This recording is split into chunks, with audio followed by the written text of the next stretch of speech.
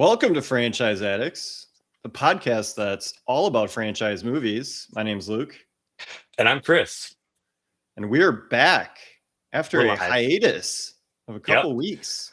A lot of people reaching out just beside themselves, being like, "Where are you guys? I don't know what to do. My whole life's been turned upside down." I love all the praise. I know we do. I mean, I don't want to make this about us, but I know that all the Ooh. emails about how we get you through hard times. There's very personal emails. I appreciate all that. And so we're back. We're back, and we're better than ever. And we're talking Bone Temple and I'm on my phone. I'm doing this from my phone. So you're welcome. That up there, those are cotton balls. A long time ago, my son wanted me to make like a cloud thing with like there's lights up there. Anyways, just in case you're wondering, we're in the Yep. Cotton Temple talking about the Bone Temple.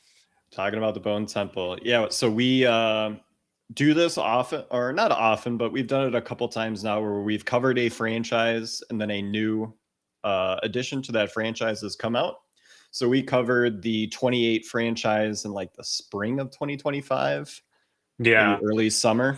early summer because it led up to 28 years, which was a Yep. late June release, if memory serves me.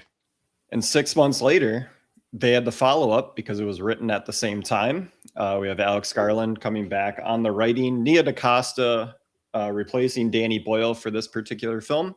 28 years later, The Bone Temple. Ray Fiennes returns, Alfie Allen. So Or am I right about that? Alfie Allen sounds like the guys from Game of Thrones. I don't watch Game of Thrones, so I couldn't tell you. Yeah. Do we say Ray Fiennes or Ray Fiennes? Ray Fiennes? Ray Ray Fiennes. Fiennes. Yeah, that's Okay. how I've always said it. Okay. Little guy, little Spike. He's Spike's there. back. Jack O'Connell, the menacing European himself.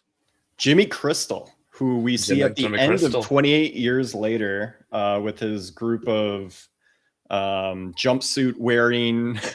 I thought it was the band Korn at first with those jumpsuits. I was like, oh my gosh, are we about to talk, are they gonna sing Adidas? Or I love scream his it, like let's be honest. 4 chains he's got. Yeah, no, the four chains are great. Is there a cross in there? I don't think so. No, there's no upside. There is? There is. Yeah, he's got an upside down crucifix necklace. Very rock and roll. And Jimmy is in fact very he's very rock and roll. He's He's the super the rock and roll. the dark prince. What's it? I forgot his full title for himself. The Yeah. Grandmaster, something, the torturer, master, in He's the purple. son of Satan. He is the son of Satan. Son of He's Satan. son of Satan, son of old Nick. So yeah, Old Nick. This movie picks up right about where 28 years later stops, which is that weird 10-minute addition to the end of it that kind of leads into this movie. So Spike has been taken by this group, and the first scene we get is Spike having to fight one of the other kids that are, working with this Jimmy guy. And he takes him out and joins the crew, and then the movie just explodes from there. We get more of Ray Fiennes as our Dr. Kelson out in the Bone Temple. We get Samson back. We get a loving friendship that just grows and blossoms between these two men. Yeah, and it's not weird at all. No. I mean, one is gigantic and completely nude, and the other is covered in iodine and very dirty. And he keeps and one keeps the other one drugged up on morphine to a point where he can't really do anything or totally understand what's going on. The good doctor is also partaking.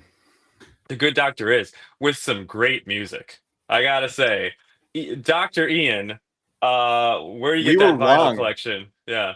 Chris, we were wrong about the band. So both of us, when the music first came out, I thought Talking Heads. Incorrect. Chris said Depeche Mode. Incorrect. All of them are Duran Duran. See, okay. Duran Duran and Depeche Mode, I get them confused. Yeah. And I get Talking Heads confused with everybody. Because if it's like 80s new wave, I'm like, that sounds like Talking Heads to me. Hey, But a truly great soundtrack from the Duran Duran to some other really nice 80s kind of new wave, all the way to the needle drop of Everything in Its Right Place by Radiohead, one of my absolute favorite bands. One of Yeah, Dr. their Kellison best just songs. stopped listening to music in like what, 96, Same 97? here. No, I'm like Kid A came out in the year 2000. Okay, yeah, So, yeah. All right. So right before the turn. yeah, and he and I kind of share the same musical, dialogue. That's when I stopped. Maybe I went to the aughts, like Were you 2010, like 20. were you like in the 80s, you're like, there is no band better than Duran Duran, and then all of a sudden Radiohead came out and you're like, ah shit. Well, There's I another mean, good band. in the 80s, I was just a child. I was but a 6-year-old when the 80s ended. When I was little, I loved Billy Joel. We Didn't Start the Fire. Oof, man, so many stuff that he names. Down, down, down, down, down. Anyways, so good. But no, I didn't get into that stuff till later. I was a grunge kid. I mean, we all know this, or that's the established history of me. My canonic history: grunge kid, indie rock kid, Radiohead, of course, in that mix. Well, and then, I am birthed 7 to 9 years later. And 7 to 9. We're not sure. I know I bridged the gap. I didn't want to say 6 to 7. Um, uh, and I grew up on punk pop because that was very Yeah, that popular in 2000 about stuff. Yeah, yeah, 2000 to 2005, yeah. which is when I was like 10 or 11 and, getting into music. Like My Then I Chemical ended up going Romance. back to grunge. I went back to grunge, but I never went back to new wave. Like I don't really listen to the Talking Heads. I don't listen to Duran Duran unless someone else is playing it. Like though, I just completely missed that sort of stuff. And any of the 70s, 80s bands that I listened to were what my parents listened to. Although my mom is True. a really big Talking Heads fan, she just never really played music in the house that much. Karen, I love that. Man, man, man, man. Yeah, you talk to my mom sometime about Talking Heads. She'll go on and on. Yeah, she loves it. Talking heads. Talking heads. That's a Scott Ackerman podcast. Yes. Great stuff. Great stuff. So, um, let's get into it. I mean, first of all, right off the bat, I got to say that the tone is set in that first battle between the Jimmies, where Spike has to either kill someone or be killed. Hits the carotid artery in the leg. We get a lot of blood. We're like, oh, that's kind of obviously the tone is set that this is going to be much more bloody, and that's just the tip of it. I mean, this movie goes hostile level gore at times, which I mean, I just I didn't know what to expect with this film, quite honestly. I was like, okay, sequel, but not really. Emotional sequel, whatever you want to call it. Um, but this is really gnarly. Is this a like top 5 devil worshipping movie? Well, I Like a mean, so movie where the central bad guys are satanic? like Long Legs. Like long legs. Yeah, we could never forget Long And Legs. Dungeons and Dragons, the TV movie with Tom Hanks. There's so many Satan movies, man. I mean, I feel like, this is one I saw recently. It's good. No, I guess we won't bury the lead. It was definitely enjoyable. But yeah, I mean, there's a lot, and it's in my opinion better than Long Legs. Marketing nowhere near as good as Long Legs marketing. That Long Legs marketing, oh my God. And the beginning of Long Legs, spectacular. Once you really see Long Legs, movie goes down. Yeah. But Bone Temple has it has a great ability, and this is something that I knock other horror movies, or at least movies within this type of genre for. It keeps the momentum all the way through this movie. Yeah, Um, and I think, I was a little concerned with Nia DaCosta taking over. Not that I don't think she's talented or anything. She just hasn't done much before this. That would lead you to believe that she could, match Danny Boyle, who's considered one of the better directors of the last 20 years, with the style. But I think having Alex Garland on the writing really helps to center totally. it. He's fantastic at telling a compelling story that on the surface just works really well. And then if you want to go down just one more layer, there's still a bunch of stuff in there too. Like all the satanic stuff, all the stuff that Jimmy and Rafe, Dr. Kelston, are talking about Love that scene. not even being able to remember the world 28 years ago. And Amazing dialogue. That I mean, I just was that. Yeah, there's some really great dialogue, great writing. yeah, and they do a good job of putting that particular scene, because you're kind of going into this movie. I think I said it to Chris immediately when we realized it was going to happen. I'm like, yes, I want Rafe and Jack O'Connell to just have a conversation. They got to And face off. boom, it was great. Do they ever face off as the movie goes on? And that's the thing too. It doesn't it sticks the ending, which I think that's a huge problem in all movies today. And this one really sticks the landing. It's got a really a great ending, and we can get into that. But um tonally, yeah, it can be funny at times. It can be it's so brutal. hilarious. It's hilarious. It's brutal. And I will say, I mean, people are skinned alive, and they Yes. show it. Like, be forewarned, that happens. I mean, that's pretty. That's pretty intense. But then, yeah, it's just this movie has everything, um as a man once said. But it really does. I mean, is it like, my favorite movie of the year? Well, probably not, although hey, it's February. But it's great. I really Yeah, enjoyed it, and it does a lot of things successfully. I don't think it has quite the stylistic, like, I don't know. I don't know what to call it, but like it just looks different than what Danny Boyle is trying to do. And Danny Boyle's films in 28 Days and then Years, like the camera is like a character. Yeah. Like it's always bopping around, he's moving, he's all over the place with it, doing a bunch of handhelds and stuff. This is more cinematic. This is, hey, we've got characters in front of you. We're trying to show the scope of this. We're going to try and hit images, from a little bit more backed off, so that you can see everything that's going on. I have a hot take. Yeah, what's that? This was more entertaining than 28 Years Later. It's definitely more entertaining. I Yeah, will say that. I mean, as There's far more as going on. It's yeah, funnier. There's not as much like long walking in. drawn out time. I mean, and it's emotional, and I get it. Like, we've got some great performances. 28 Years Later is not a bad film at all. But this, I mean, it's a different film, 100%. Like, I don't think we would be like, oh my gosh, the Bone Temple really reminded me of some childhood, trauma, or like, it was beautiful, a meditation on death and loss. Like, no, not Yeah, at all. Memento Mori. Yes, yes, yes. I mean, that was more, poetic and deep, but also, yeah, it had stretches where I was like, all right, like, whatever, I'm bored. You know, Yeah. it's that ADHD brain. But still, this one was from, yeah, as you said, it's an hour 50 minutes, so it's not necessarily short, but it feels there's no skips. You know. Yeah, and it does a good job of sectioning off. You get basically 4 different sections in the movie. So you kind of have your establishing, where you're establishing Kelson and Samson and their relationship and what they're going to do there.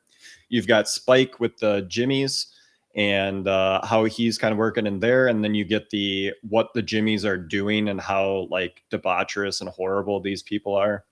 Give them charity. Yeah. And then we get the flaying there, and then we get the kind of the mythology that the Jack O'Connell character, he's essentially a cult leader. Yeah. He's the kid that was in the church at the beginning of 28 Years Later.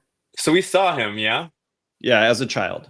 Okay, because And I mean, I know that they showed that scene, so obviously, yeah, and they show the father, so yeah, he's there in the beginning, little boy. and he kind of retells the story in this movie too, where he's like, the rest of my family stayed in the house next to the church because his dad is a parishioner, and he went over to the church to find his dad. And when he goes into the church, he sees his dad with a bunch of the infected, and it looks like he's leading them in an assault. And Hence, his dad is Old Nick. Yep. So he then is just a traumatized kid who grows up thinking that his dad was the devil and that the infected are the devil's retribution upon the world, and that he, as the son of Satan, needs to continue that with the people that were not infected. And so he grabs them up and flays them and rips their organs out and kills them. Yeah, and he gives them charity, is what they call it. Really, and he hears the voice in his head. We can get to that as far as when he says he may stop hearing the voice and what we think that might mean. Yeah, But it's definitely left up in the air whether or not he actually believes the bullshit or if he's just a bullshit artist. yeah, absolutely. And because I mean, we can skip around. This isn't going to Yeah, be I a mean, note for note, but not when to he, so mention he, we're a month late to covering this, so sorry if you yeah, haven't seen it. But there are like 500 podcasts about this movie already, so we're gonna go yeah. ahead and spoil whatever the hell we want.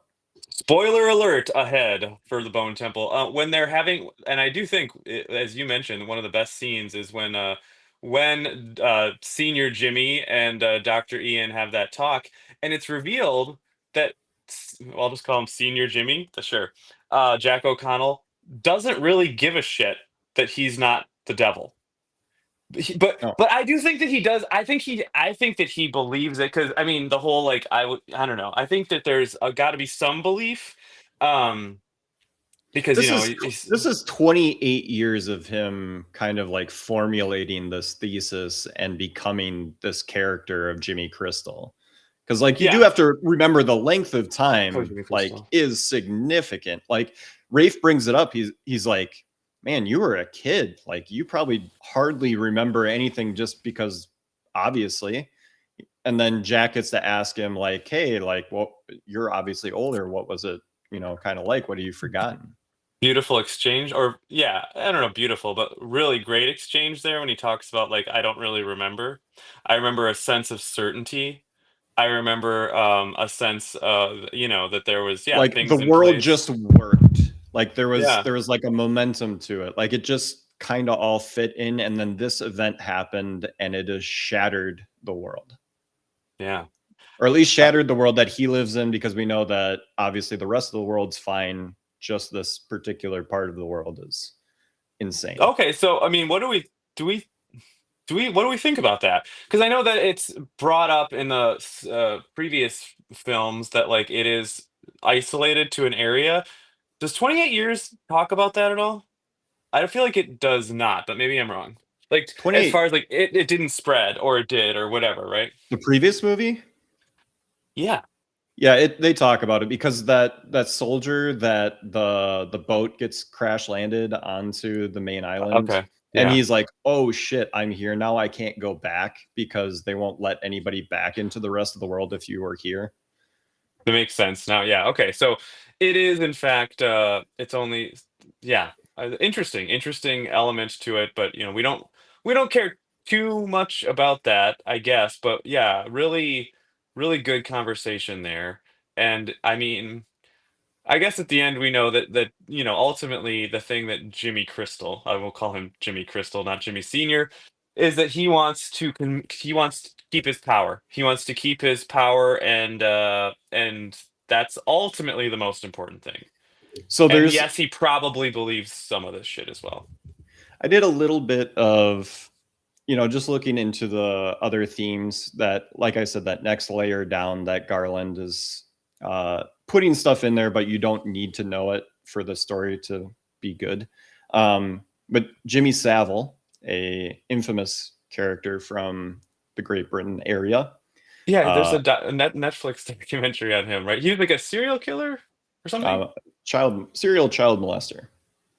Oh wow, So it is interesting and that the character's name is Jimmy, and that Jimmy. he likes to have children around him. Uh, True, yeah. I mean, I guess that I didn't even really think about that. You're just kind of like, oh, it maybe he just ran into kids a bunch, but well, they're the there are, easiest to manipulate. yeah. But yeah, that's interesting. Yeah, so we get that those interactions. So really good stuff. You get kind of the the high points of what it's like to be within a cult, especially a murder cult, where Yeah, it's essentially rough. all of your jobs are like, hey, go kill that person. You're like, Yeah. I don't want to, and the leader's like, you have to. Or else I'll kill you. And Yeah. that's how it works. And it's not just like, shoot them with your one eye closed. It's some pretty graphic shit. Yes. Um, A lot of and knives. a lot of knives and yeah, just it really goes to a pretty extreme place. Especially, yeah, I'd say the first half gets pretty intense there when they find that group of kids and which ultimately doesn't result in anything, which is interesting. I mean, I guess it's a plot point, but they capture that group, and the pregnant girl puts the hook through through the other girl's head. This is great narration. Also, yes, they look like members of D Antwoord, the great South American rap duo that is canceled now. But look them up. I Think You're Freaky is a great video. Um, and they all have blonde mullets, or at least one of them does. Anywho, so yeah, but that scene is, I mean, it's horrible, but it's also memorable. Like Yeah, it's and it does set up the group having to go meet old Nick, yeah. because the fallout from that is that the pregnant girl swings the hook, kills the girl that's basically finishing off the last guy that's alive after the torturing, and he's able to get away as a result of that, burn down the barn that they're doing this horrible stuff in, and then Spike is sent to go after her and lets her go because he's a good boy, and he comes back and Jimmy is not happy about that, and the girl character who is one of the Jimmys, I can't remember. Do you remember what her name is? Well, it's Jimmy, of course. Well, I know it's Jimmy. Oh, What does she say at the end? I don't know. Kate? yeah, No, it's not. But he something reveals like her that. But name the at the the very the, end. the good the good girl Jimmy, who's helping out Spike, says, "Hey, why don't we just go ask Nick in person? I've seen this guy that appears to be the devil out in a bone temple. That's got to be Satan." And Gotta be. Jimmy Crystal is very intrigued by this. Yeah. Also, okay. So let's talk about that motivation of that the of female Jimmy number one. Um, she clearly, okay. So she wants to save Spike, and she's got a heart. But she also they call her Jimmy Inc. Weird. She also kills someone viciously early on. She's very good at murder and seems very emotionless regarding murder, but has a soft spot for Spike. And so like, do we feel, I mean, again, whatever, but is that realistic? Or like, do we feel that that hook would exist? Because she seems to really believe in all this satanic bullshit. It does appear to be that way. She has a neck tattoo. Yeah. That's commitment, man. Obviously, you have to just be like, well, Spike needs to have some kind of friend to help him out within this group, so they just pick somebody. I hope they Yeah. do more work. Obviously, it seems like they're going to do another movie based on the end of this. I think that is all ready to go. Danny Boyle, I Really? think, is going to come back to direct it, so I think it might not be for a couple years, but Wow. it is probably going to happen, and I hope they get into more her character. Maybe we get to see more why she has a She's soft spot for Spike, because Kelly it's not is her really name. explained. It's not really explained here.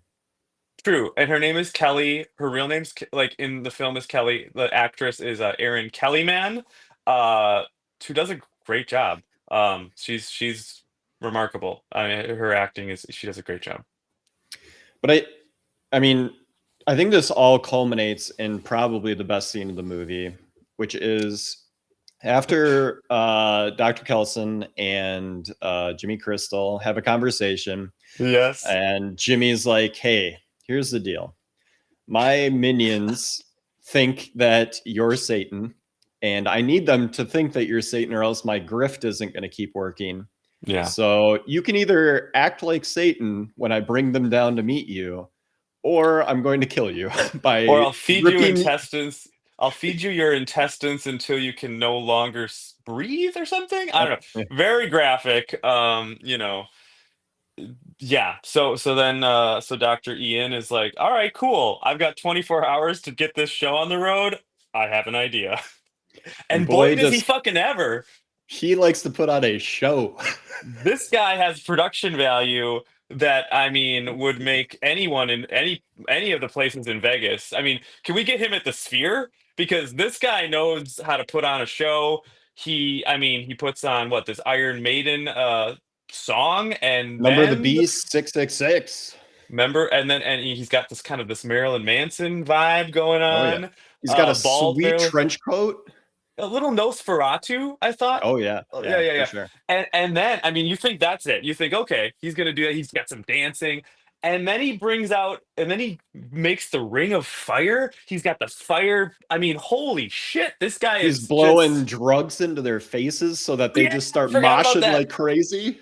Yeah, he blows the drugs. Oh my God. I mean, this guy has thought of it all. Like, I Well, mean, and then this he guy puts has on his created a satanic Burning Man festival in his little bone temple in a matter of minutes. It's impressive. fire retardant suit, which is like creepy looking the way it is with the big hood, and he's got the long jacket and everything. And then he's got his like bench press thing with the Yeah. coals on either side, and he's like swinging around with it.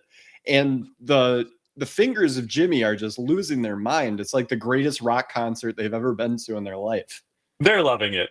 And Jack O'Connell is just losing his mind. He's Yeah, like, he's this like, is the greatest. yeah, I mean, you got to think what's going through his head. He's like, okay, I thought he was going to maybe do a voice. You know, maybe he throws on a little extra iodine, but this, oh my God, this guy, he's better than Satan. Holy shit. You know, like, wow, I expected a softball and you gave me a grand fucking slam. Wow. So it's a great scene. And it's fun. Again, like I think this film. I think it's the best scene of any of the movies. Of any of the 28 movies, I think it's the best scene. Yeah, I'll go with that. I mean, it's great. And I'm not an Iron Maiden fan, but you know, I when mean, in Rome. it's incredibly on the nose, but on the nose in all the right ways. You're just Yeah. like, of course, just play that song. Like, great, we're good. Although I mean, given his other taste in music, I'm like, Iron Maiden? I mean, Well, because he clearly, well, I mean, it's talked about in the movie, but he's like, obviously he's a doctor, so he gets labeled as an atheist immediately by Jimmy, and he's like, I guess. So he has like no stakes in heaven or hell or anything like that. So he is basically just like, well, I have an Iron Maiden album. I don't know. I I'm just saying, I guess. don't know if his taste profile would have that man in real life have an Iron Maiden record, but I don't know. It just seemed like he was a little more into the artsy stuff. You know, maybe I would think like some Sabbath, but this works. This works. This does the job. It does the job incredibly, and then we get the very end with the Before we crucifixion. get to the very end, though, I wanted to talk Yeah. about one more thing with Dr. Kellison, because we haven't talked about him and Samson and Oh their yeah, their what's going on with this. bromance. Yeah, is we saw in the previous movie that one of the things that Dr. Kellison does is he shoots these darts with morphine, and it basically renders Samson like a statue. Yeah. Still breathing and everything, but makes him docile. He's able to come close to him and stuff like that. Doesn't have to worry about getting attacked or anything. So But morphine offsets the virus, or you know. So now we know. yeah, and Kellison's like theorizing and stuff like that. He's like, oh, they must be in incredible amount of pain. That's why they're like running around screaming all the time. So the morphine's helping out with that. And he's like, now that he's calm and more sedated and stuff like that, he must still kind of have like some psychological issues going on. So he's like, if I can grab these psych pills and stuff like that and do all these calculations, he's reading textbooks and stuff like that. And he comes up with this kind of cocktail and gives it to Samson. And then we get to the end of the movie. As Chris said, there's a upside down crucifixion that is very much just like, we know this is going to happen. It's gnarly. Jack O'Connell is nailed to the cross, and he is cursing Satan, essentially. System Not of a really Down cursing. style. Father. Why have you forsaken me? Right? We did And it. Luke and I were singing System of a Down last oh night yeah, during that dude. part. It was great. We had a moment. Hell yeah. It was we started a mosh pit. I broke a couple tables, but I blew yeah. baby powder into Chris's face. Yeah, I'm still very much not able to see out of one eye, but it was great. It's just, like, this movie is grand spectacle. This movie is grand spectacle, and so of course, what one of the one of the grandest spectacles of all. Let's do an upside down crucifixion, and then he says he can't But hear. not only that, but the cross is attached to that huge bone spire. So like he's on an upside down cross at the base of this just bone monument. It's like basically if you took the Washington Monument in DC and turned it into bones and then put an upside down cross at the bottom and nailed someone to it. Hell yeah. Um, Hell yeah. It's pretty badass, dude. but that's not even as badass as it gets. So as he's doing the like, why have you forsaken me, Father? Samson comes out of the darkness and he's got the horns. He looks like Satan. Yes. And Jack O'Connell sees him that way. And we have Samson essentially coming back in the visage of Satan, according to Jimmy Crystal. But he comes back and he is like helping Rafe Fiennes and he's talking to him. And Rafe is like, oh, it worked. I fixed you. It worked. Now, this is now previously 20 minutes or 15 minutes before we see Samson here. He is woken up from essentially coming back from the infection fog and killed every single infected thing around him. So he is a lot of murder happens in that little train. But yeah, and then we see that, I guess Dr. Ian was right. The infected do hallucinate and view everyone around them as like demons, and it doesn't seem like a great setup. I wouldn't want to be infected. Yeah, they essentially like see them as themselves. I think there's a shot where Samson, his face is like superimposed on the face of the person that he's ripping the head off of, or at least it's like they look like infected to the. They don't look good. Yeah, they look very scary. So yeah, I thought that was kind of a silly thing because obviously Rafe is going to then theorize about it later, and we as the audience are like, oh yeah, that is what happened because we saw it when the camera did that thing. Very smart, Doctor. But I just think that the whole Dr. Kellison, Samson, and then the relationship with Jimmy Crystal, like for having three characters that are not in any of the previous movies, be able to, I suppose Dr. Kellison is in the previous movie, but to be able to carry that much of the story, and Spike is essentially in the background, like he's essentially the main character of the last film, and he's hardly used here other than just to be a part of the plot as it moves forward. Yeah, I think I mean it's very well done.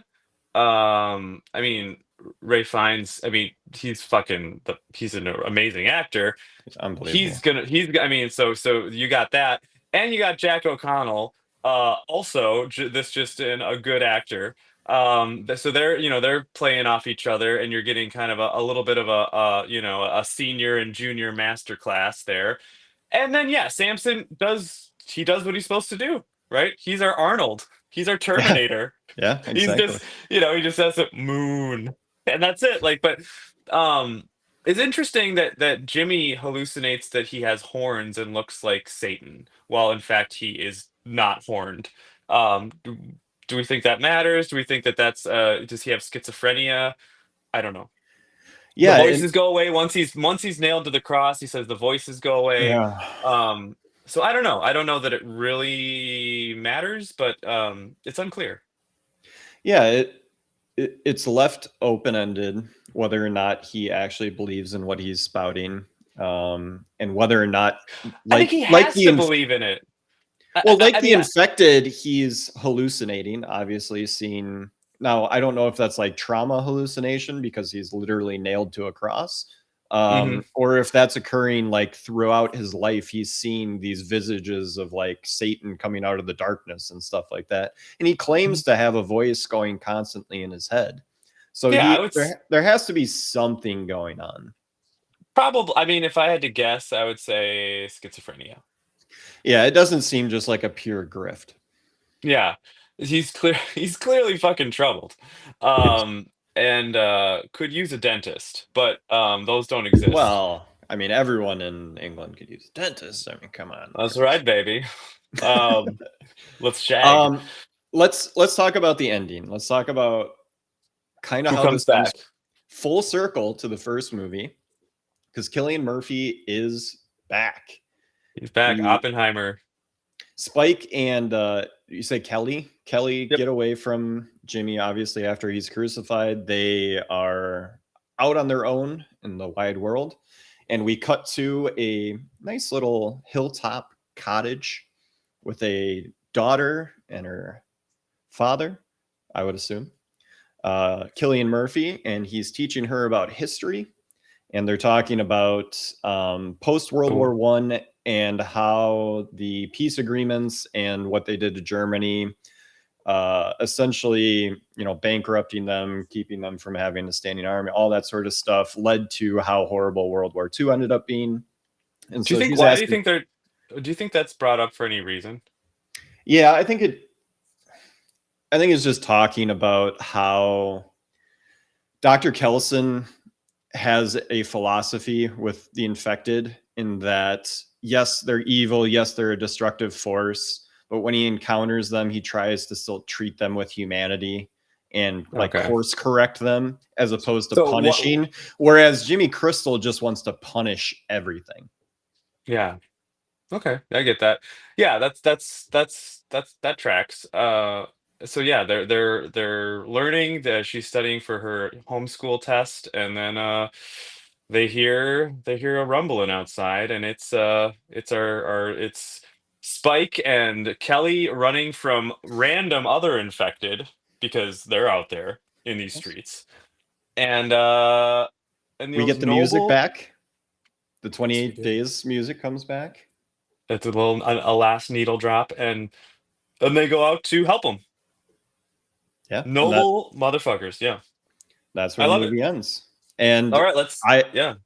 I can't wait for the next one. Hopefully they make it. And I think this franchise is elite. I think much like the Evil Dead franchise, which we said is just like somehow just gotten better and better as they keep making movies, even Yeah. with new creators and stuff like that. It just seems like if you put a movie in that world and follow the rules, like you're going to have a good thing. Seems like with the 28 movies, maybe a different director, maybe it is Garland, maybe we just give Garland all the credit, but like it seems like if you put characters in this world and tell a story, it works. Yeah, I give a lot of credit to Garland, but yeah, let's wrap it up. Yeah. um we basically given our best scene, kind of the last one, unless you have another one you wanted to shout out, or not the last scene, but the big 666 musical Well, number. yeah, I mean, we shouted out the conversation between Dr. Ian Yeah, and Billy and I think Jimmy those are the Crystal. two like lasting things that I'll remember about this movie. Yeah, yeah, those are great. I mean, there's a lot of other there's some real devious stuff.